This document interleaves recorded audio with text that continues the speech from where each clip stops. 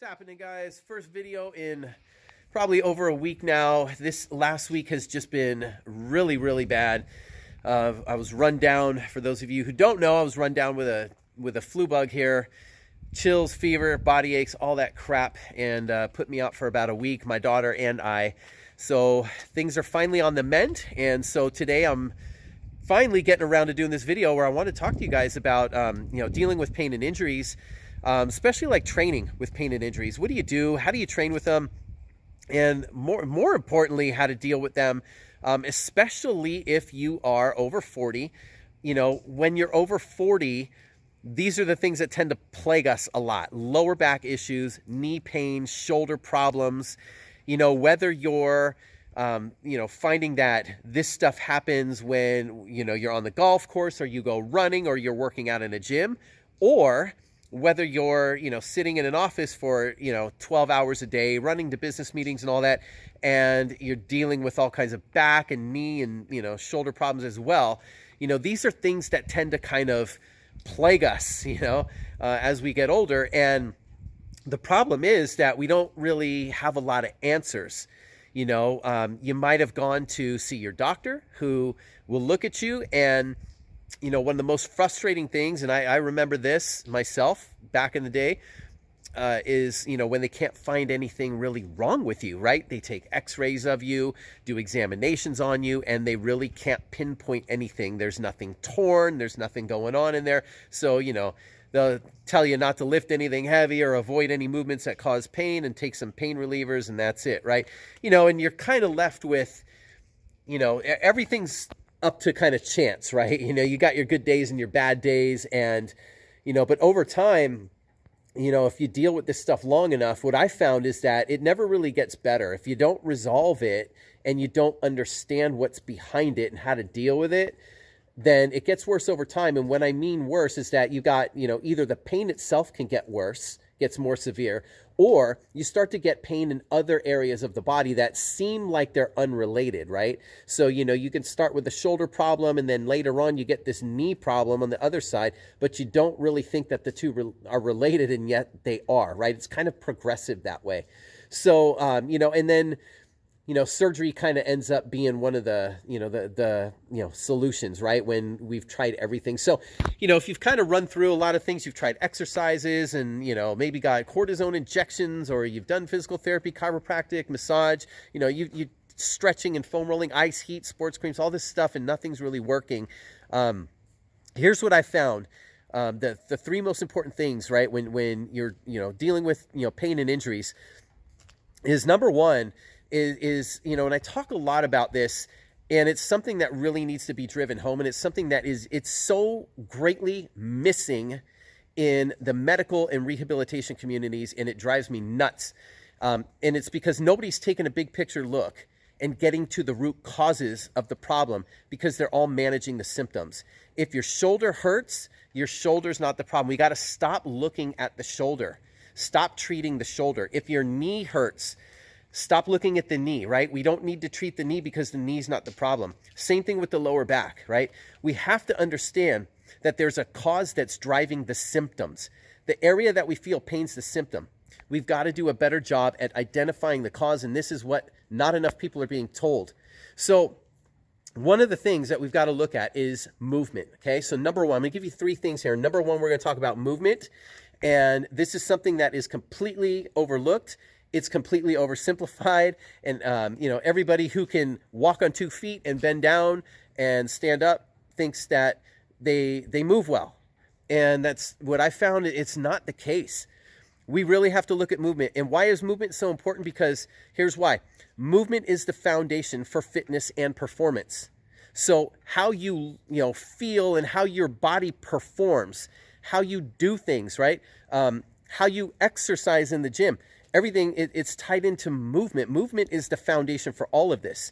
And if anything in your movement patterns is off, if anything in your body, if you're not moving properly, and a lot of times most people are not, and they're not even aware of it. And so if we're not moving properly, and we try and stack fitness and exercise and performance stuff on top of it, you try and throw weights on top of it, you try and add like running on top of it, or you try and play sports on top of poor movement patterns, there's going to be problems. You're going to have pain and injuries, and it's going to make them worse. So the first thing is really to identify where the deficits in your movement patterns exist. And what I'm talking about with movement is really understanding that, you can have things like joint restrictions, right? Could be restrictions in certain joints or certain segments in the body. You can have soft tissue type restrictions. You can have inhibited or underactive muscles, right? That basically become weak and throw the whole body off balance and throw movement patterns off.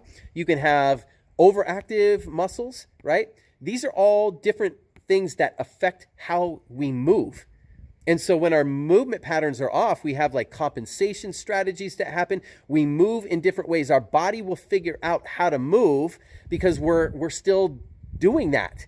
And our bodies are just going to try and figure out, well, how's the easiest way that I can perform this movement because I'm being asked to do so. But to do so can be a detriment to the system. It can cause more harm than good. And these imbalances in our movement patterns are what really cause increased stress and wear and tear to muscles, joints, tendons, ligaments, and cartilage over time.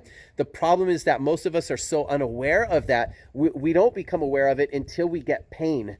And by then, it's often been like years of this repetitive type stress going on and on and on that's been undetected. And, I'll tell you, your therapist and chiropractor and your doctor are not going to assess this stuff in you because they're looking at the symptoms when you come in.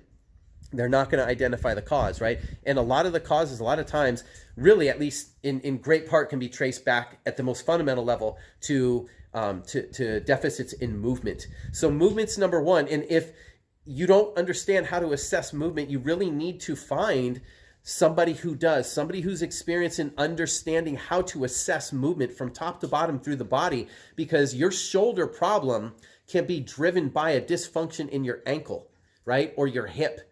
And vice versa, right? It's not just looking at the area of pain itself, right? You really have to, if you're not qualified to do that, find somebody who's qualified to do that can help you out, because until you get to the bottom, the root cause of pain and injuries, the pain and injuries are always going to come back. The symptoms are going to find a way to keep coming back, okay?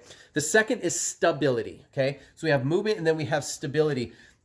And basically, what is stability? It's the ability of the muscles of your body to stabilize the joints and structures of your body while you move. And a lot of times what happens is that we're so busy moving and training muscles of our body, but we lack proper stability throughout movement. And that's another thing. If you don't have proper stability within the joints and structures of your body, pain and injuries result. That's what the result, that's what the outcome is. And then finally, sequencing is another thing, right? And sequencing just has to do with kind of the timing and the coordination of the movements that we perform, performing movements properly in a balanced and coordinated and smooth fashion, and making sure that, all parts are moving properly and things are happening, in the right way at the right time. And these are the three most important things, more important than any exercise you'll find on YouTube or that, anybody can tell you what you need to do, because, you can get a great exercise, but a poorly executed exercise will still result in pain and injuries. It will not help, right? This is, again, why me sitting here and trying to tell you, okay, do this exercise and that one isn't going to do a whole lot for you, right? We have to understand the most fundamental reason why pain and injuries exist. And really, these three are kind of the foundation of it. So once we address these three, right, that's where you could start looking at kind of plugging in exercises and things like that. But, if you're not getting to the root cause first, and all, the exercise and everything are meaningless, right? So hopefully that helps. But these are the three areas that you really want to look at. So again, movement, make sure that find somebody, if you're not qualified or you don't know how to assess total, movement throughout your entire body, get somebody who can. Movement is the foundation right there. Stability and sequencing. These are the three reasons I found, especially for us over 40, who struggled with a lot of, the aches and pains and signs of aging, right? This becomes so important for us to get to the root of the cause here and, start to deal with these things. And we deal with these three things. What I find is that when I deal with these three things, with clients, they get significant significantly better in a much faster time. I apologize. I'm stumbling all over my words today because I'm still kind of making my way back from this whole flu thing and everything. But anyway, so I hope that this helps. I know this video ran a little bit long. Like I say, I can't cover these topics in a simple 2 to 3 minute, YouTube generation video, that everybody's looking for these days. There's too much that has to be covered. And for me to be able to really help you, significantly help you, which is what I'm here to do, it takes a little bit more time to make sure that I'm covering all the material that I need to cover. So I hope that this makes sense. Let me know what you come up with below. Leave a comment and let me know. What do you find out of those three? Is it movement, stability, or sequencing, or is it a combination of all three? Let me know what you find that's your main kind of roadblock with your pain and injuries, or the reason behind it. Love to hear you guys' comments, and I will be talking with you soon, you guys. So I hope you have a great rest of the day, and I'll talk to you another time. Take care.